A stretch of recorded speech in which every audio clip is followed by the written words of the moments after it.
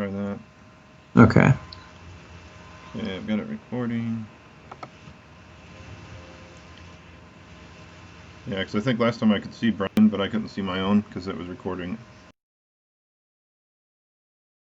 Oh, I might have messed up the logo now. Guess we'll find out. Okay, testing out the motion. All right. Cool. Yeah. So this game is from a couple years ago. It's from the Springfield Chess Club ladder, and I was playing against Charles Burrow, and he is a really good player. I think he's 1700 something now, but I know at one time he was over 1800. Good player for sure. And I think this was the second game that I played against him, and I knew that he has a very distinctly hyper modern style, right? So he's not super committal, doesn't like to make a lot of central pawn moves or anything like that. He's kind of an outflanker. And in the first game that we played, I decided that the approach that I was going to take was to not be super aggressive, stay really flexible, and try to not give him a lot of weaknesses to kind of exploit. And that worked out pretty well, and I actually did win the game. So for this game, though, I wanted to kind of shift my approach a little bit, right? Because when you're playing against someone multiple times, I think that, or when you play against someone often, I think it's good to sometimes kind of shift your approach a little bit. They start to have plans if they know what you're Yeah, gonna play, exactly. so. Exactly. They start to kind of get used to what you're doing, and you don't have to play completely differently or completely stylistically differently. But I think that it's I don't know. Me personally, I like to try to play just a little bit different than people think that I'm going to, right? How long do you study an opening before you'll use it in a tournament? That's a good question. I don't know if there's really a specific amount of time. I usually like to. Yeah, it depends on the opening, how much theory there is to learn, and usually I like to make sure that I've I don't know. I like to play the opening online a fair amount. I like to study it and then play the opening online a fair amount before I actually use it in a real game. Because I like to be familiar with the positions, and there's a very big difference between just watching videos about an opening and actually playing it. You know what I mean? So I like to make sure before I play an opening in a rated game.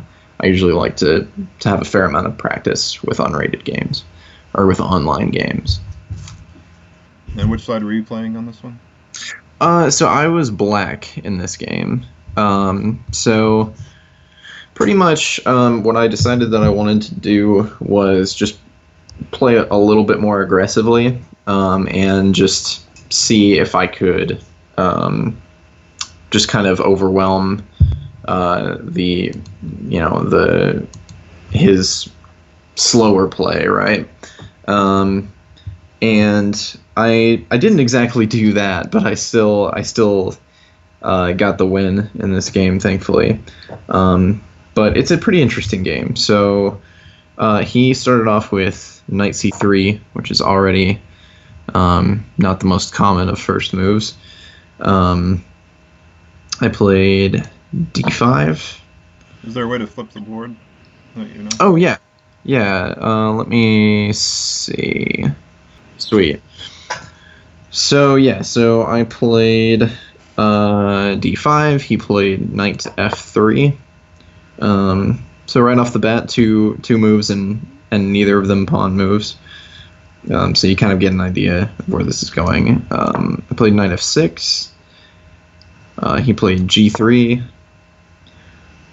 And here I played d4, which I think it is fine. I don't know if that's the best move or not, but it seems like his knight doesn't have a lot of squares that it really wants to go to right now, because obviously he can't go to e4 or d5, and so he's probably going to put it on b5 or a4. But if he goes to a4, then I just play b5. And then I believe his knight should be trapped. So he either goes back to b1, which is obviously not good, or he goes to b5, which is what he did. So his knight kind of isn't really doing a whole lot out here, which is kind of my idea. I just wanted to sort of disrupt his kind of flow here. So I played knight c6 to protect the pawn. c5 might be better, but he played a4. And I played e5. So I've got a pretty good solid center here built up. This was kind of my idea. It was just, again, to play it more aggressively and just try to take the center super early. Okay. And get a good space advantage. So he played d3, and I played a6 to just kind of say, hey, what's your knight doing here? You know what I mean? And obviously he has to go back to e3. And now c4 eventually. Yeah, I think that's kind of his idea, and I think that's the point of a4, is to sort of cramp me from being able to play a move like b5. Oh, okay. So I think his kind of idea here is to put his knight on c4, kind of hit e5, and again kind of work around my center. So I played bishop to b4 check, because I want to get castled, and I'm thinking what's the most natural place for my bishop. This basically lets me develop my bishop with a tempo, and if he plays bishop d2, I don't know that that's so good for him, because I just swamp off my dark square bishop, and I'm just left with my good bishop. So that was kind of my thinking there. So just develop with a check and clear the way for me to castle. So he, rather than playing bishop d2, he actually moved his other knight to d2, which I believe this actually opens up an idea that I did not see in game. I saw a part of it because he's cleared this diagonal, right? Mm-hmm. So I played queen d5 because now I'm hitting his rook, and he doesn't have a lot of good ways to deal with that, because now his knight is pinned, so he can't bring his knight back to f3. He obviously can't play bishop g2 because I can take it, and his other options are pawn moves. If he plays e4, then I can take en passant, and I'm still attacking his rook. And so really his only choice here is f3, which just visually does not look appealing. He's taking away squares for his knight. His bishop, which wanted to fianchetto on g2, would now be blocked by that pawn. And he's just moved, pawns around his king. His king's a little bit airier. All in all, this is good for me. And actually, I'm going to turn on the computer analysis for a minute, because, yes, this is the move that I missed. The move that I missed is knight g4, actually. Instead of the queen move? No, the queen move was okay. correct. This is after f3. I did not play knight g4, but now after this, This knight is hitting e3, which is a really weak square. The f pawn, of course, is pinned. The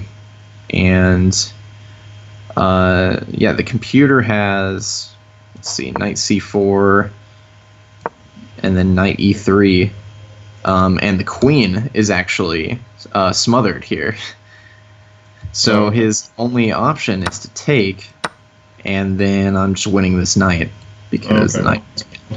So, and if you go c3, you take and it's check. So he has to take back the pawn. Then you can save the bishop. And then you have time to exactly. So this sequence of moves I actually missed. I missed a move. Surprise, surprise. So what did I actually play here? I didn't see this line at all, so I just continued development with bishop e6. The position is still good for me, I think, but it's just I missed a way to force things here. So he plays bishop g2, and actually, once again, the knight g4 move works. Because his pawn is still pinned to his bishop. If we have this exchange here, he'd have to play something like rook to f1, and I can just start picking off these pawns. Okay. So knight g4 still works, and I still missed it. And I actually was thinking he was just going to castle, and I figured I should get my queen actually off of this diagonal, which is kind of the exact opposite of what I should have done.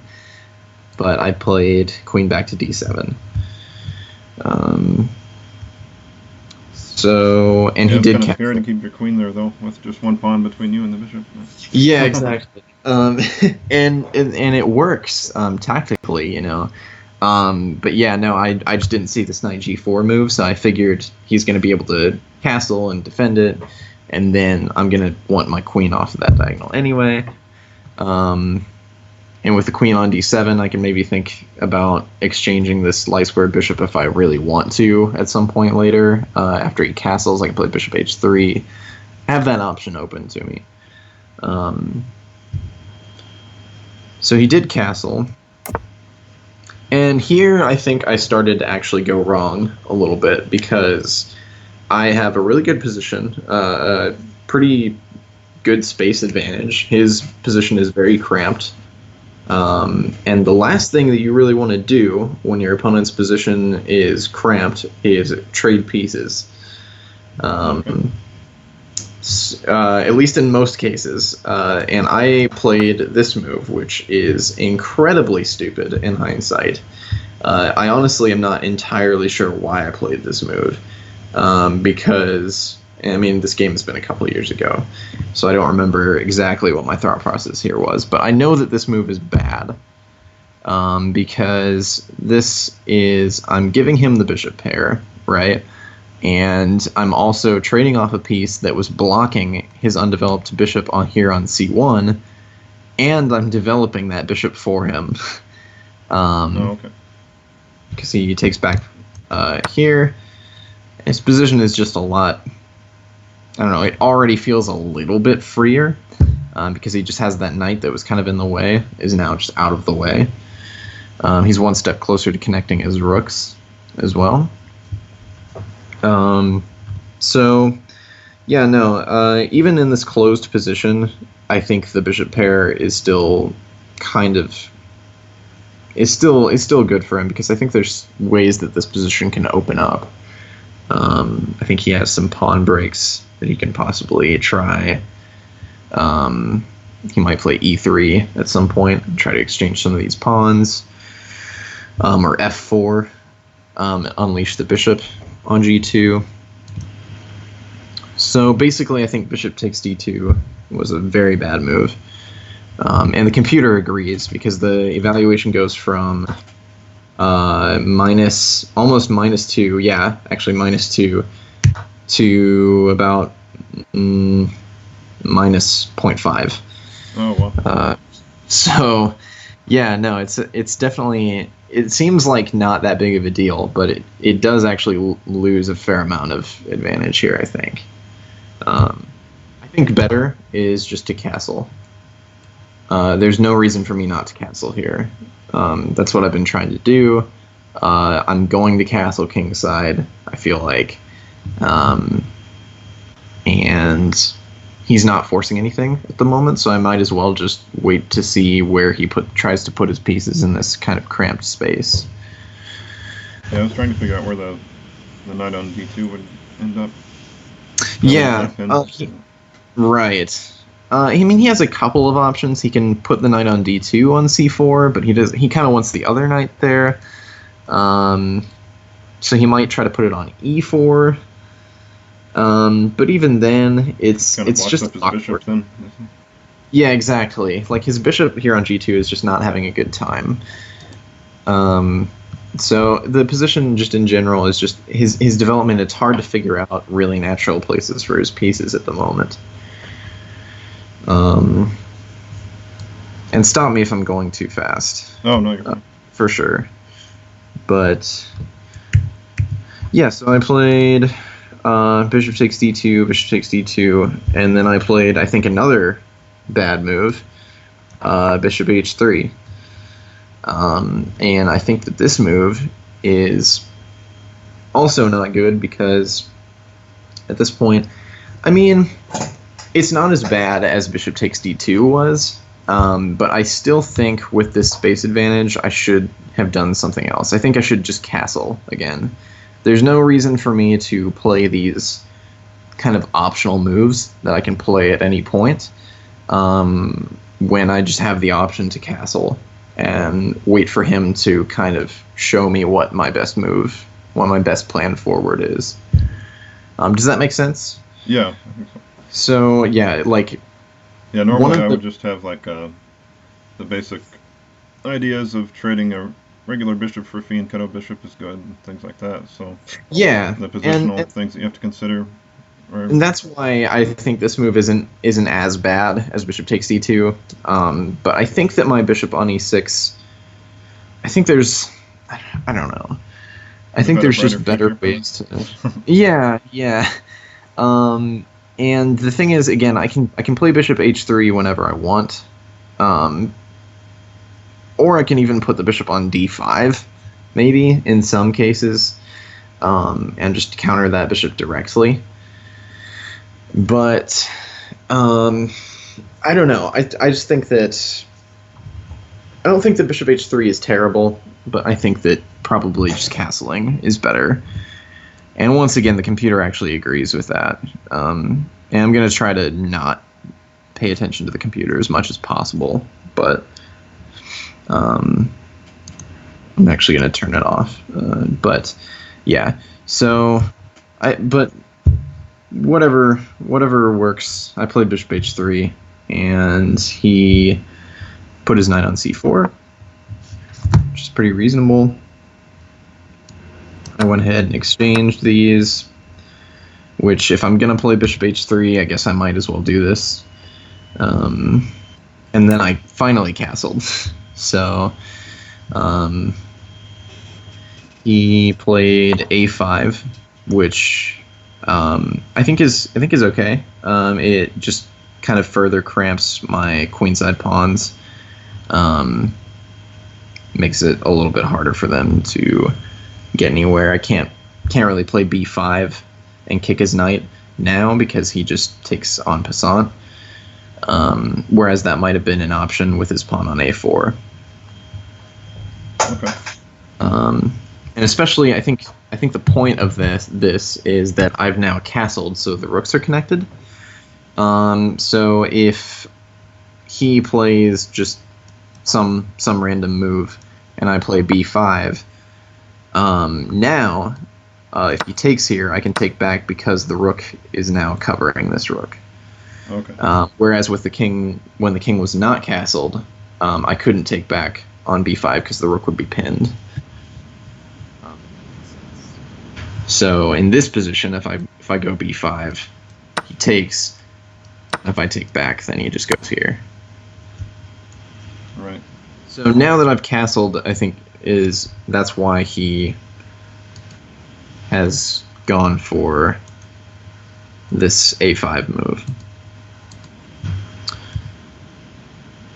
So I played knight d5, which I think is fine. I'm hitting some of these weak squares, and I'm just gaining a little bit of space,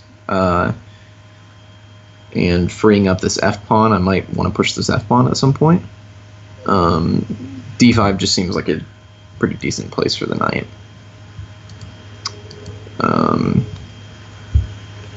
He plays rook to a4, which I don't think there is a lot of reason for him to do this. I don't really see what he's accomplishing,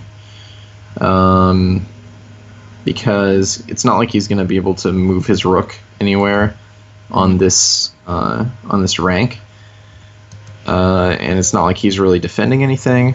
I think this move, honestly, his idea might be that he wants to play b4, and he's preparing that, but I feel like, I don't know. I think that it just feels like his position, his plan is just too slow here. It just seems like his position is just not that great, honestly. His pieces are just kind of oddly placed. There's not a super clear plan. Because even if he plays b4, I mean, the idea would be to eventually play like b5 and try to open up the queen side a little bit, but that takes some time. He has to figure out how to defend that pawn on b5. He'd like the rook to be on b1, but it has to... And maybe that's just the correct move, because his knight is covering this pawn here. So he doesn't need the rook to defend this pawn, so maybe just rook b1 is better. But nonetheless, he played rook a4, and I played rook e8, which again is okay, I suppose. He played e4, so kind of locking up the center, gaining a little bit of space. I went ahead and exchanged, so he's gotten rid of my pawn on d4. He took back with the knight, and then I played knight d4. And I think this move is good. I think the knight is pretty well placed on d4. He can't really... I don't know if c3 is really that desirable for him. He's weakening some squares and some pawns here. Be weakening these two pawns a little bit, blocking in the bishop. So d4 I think is a good place for the knight. He plays rook c4.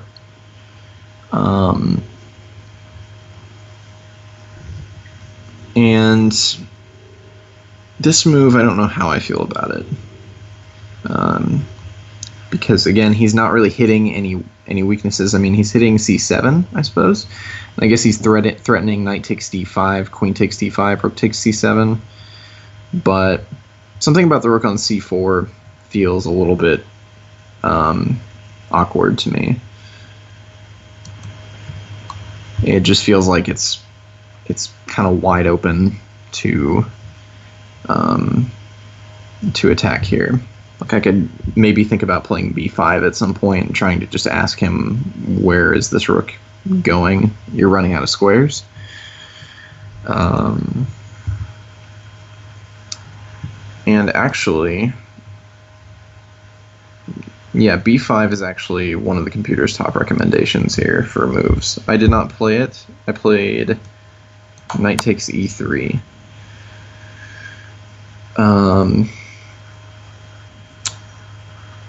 Which I think, again, I don't know if this was really necessary, because I still have more space. I don't know if I should really be trading off here. I think I was too content to trade pieces in this game. And I think that that's kind of an important theme to take from it. is not to be too content with trading pieces when you have an advantage, because sometimes it's better to maintain the tension and wait for your opponent to force things, and then because you might have different options, and if your opponent forces things first, he might reveal which option is best. Okay. So I think that knight takes e3, not the best move, but he plays bishop takes e3. I play rook a d8. He plays h4. I played queen d6, which again I don't know if that queen d6 is really the best move. It doesn't really seem to do a whole lot. I think my idea here was that I thought that he might try to start pushing this pawn, and I'm covering this square, but I don't know that that's really the best way to do it. Oh, okay. I don't know it's really necessary. But and he does actually advance this pawn, and I played b6. So basically I'm just wanting to trade off this annoying a5 pawn, and maybe at some point if both of these pawns, if there's an exchange here and both of these two pawns come off the board, I might be able to push my b and a pawns and maybe create an outside pass pawn at some point. But for right now, I'm just trying to get rid of this annoying a pawn. He plays h6, so he's kind of trying to create some weaknesses. He's sacking a pawn here, but yeah, he's trying to just weaken my king side. So I played knight f5. He played bishop to d2, and I think that this is where the game becomes very interesting, because at this point in this position, I calculated for a while before I played my next move, because I actually had to analyze a lot of piece exchanges, and I had to evaluate an endgame position that did happen in the game, and I had to determine that was going to be in my favor. So it's a pretty interesting sequence here. I played the move e4. So I'm hitting g3. The idea is that I'm opening up a discovery here with the queen hitting g3, and he has to figure out some way to protect that. If he defends it, if he tries to play f4, then I just take this pawn on d3. If he plays a move like, I don't know, queen e1 would be the only other way to protect g3, and that's putting the queen on the same file as the rook. So you're just asking for discoveries there. So really the main move here, and the move that he played, is bishop f4. And what I determined that I could do was take here on f4, and after g takes f4, play knight e3 check. So I'm winning the queen back. I'm not winning any material, but I am simplifying the game here. And this is what I meant when I said that I had to kind of analyze an endgame position, because a lot of exchanges are actually about to happen. So he played king f2. I played knight takes d1, rook takes d1, e takes d3, rook takes d3, rook takes d3, c takes d3, and then g takes h6. So he plays rook takes c7 because that pawn is hanging. I play b takes a5, rook c6, forking these pawns, and then rook e6. And this is the position that I had to at least somewhat see when I played queen takes f4, because when I play a move like queen takes f4, I'm inviting all of these exchanges, and I feel like my position is good. So if I'm going to if I'm going to simplify this much, it needs to be in my favor, right? And what I was thinking here in this position is that I have these two pawns, and these two pawns are extremely important because they are outside passed pawns, and there's two of them.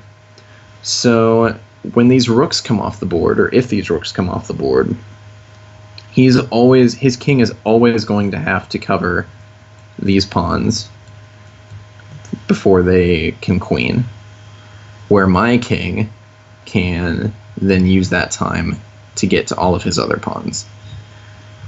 So when I played queen takes f4, that was my idea, was to get into this position where I take the pawn on h6 and I have outside passed pawns, and I thought that would be enough to win the game for me, and it was. And that seems like a pretty long calculation, but it's all forcing moves. It's all captures and checks, and forcing moves are always easier to calculate because you're not having to think about 5 different options for each player on each move if there's a lot of just forced moves, you know? Yeah, that's when I get in trouble. There's 2 or 3 options, and I don't calculate one of the 3 that I didn't see or something. Right. No, that's when it becomes tricky. Is when you're having to calculate a lot of different options for each player. But it's easy to make these long calculations when there's a lot of forcing moves, and that's why I was able to see from move 25 to about move 32, because just about everything here is a capture,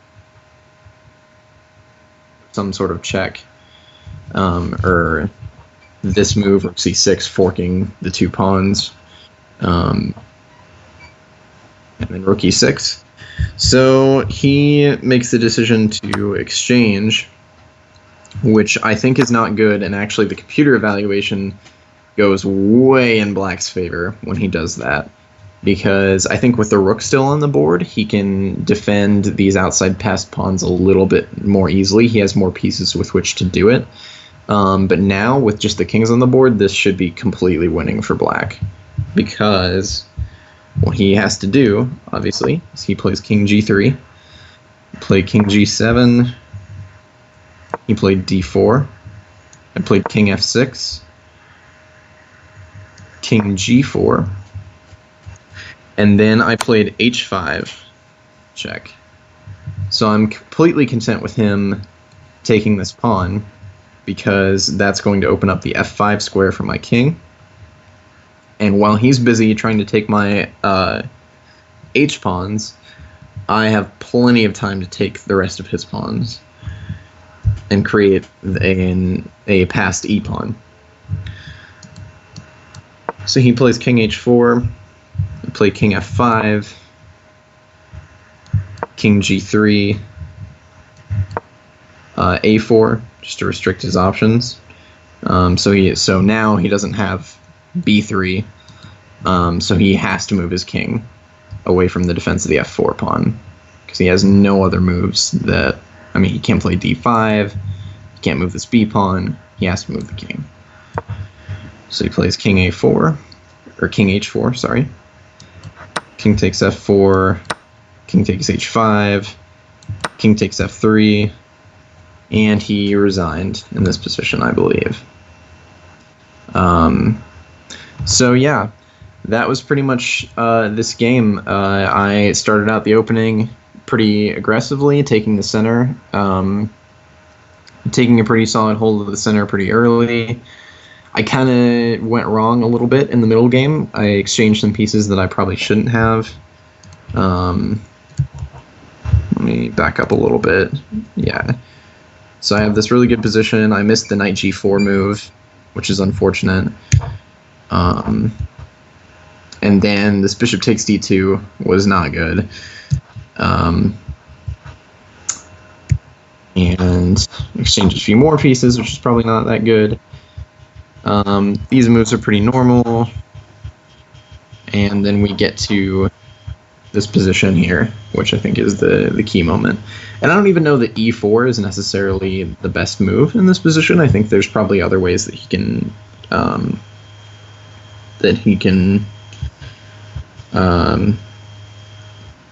don't know. I think there's somewhere in here, I think, where he doesn't have to necessarily go into this position. I'd have to turn on the computer for this.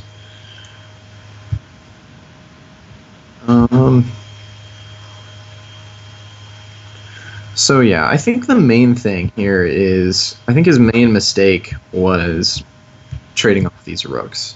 Because I think even in this position, it's possible for him to play on for a little while longer. If he just moves the rook away. And actually, the computer has this idea of playing rook c5, and then after a4 going here, and just picking up this pawn, which is probably just the better way for him to play it. But yeah, rook takes e6, I think, is just a death sentence. This king and pawn endgame is just completely winning. So yeah, that is basically that. Okay. Yeah, even without calculating, I think I would have thought that the pawns on A and H were too distant for one king to cover. Yeah, so. Exactly. And that's the thing too, and that's part of why knowing why studying endgames is so important, because you can look ahead to these types of endgames and you don't have to calculate them all the way through to know that, one side clearly has an advantage here. All you have to know is the concept of these outside passed pawns, and the fact that they're going to be able to just deflect this white king. So, yeah. I wonder if he was thinking like f5 and then try to get the d pawn across or something like that. Or if he just got into a mess and didn't realize it in time, maybe. And actually, yeah, I'm looking at the computer lines here, and the computer variation has that as a move. King f7 and then f5. It's still winning for black, but would you just take it probably? Yeah, you could do that. E5. You play a move like e5, yeah. But this is that's probably the way for white to last the longest. All right. That was a great game. When did you play it? You said a couple of years ago in an yes. This was in 2018, and this was just on the ladder.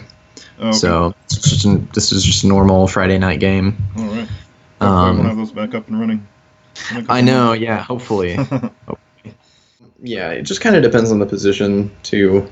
Some tactics jump out at you a little bit more than others, but yeah, I've started to get to the point where so I've got that app that I like the most is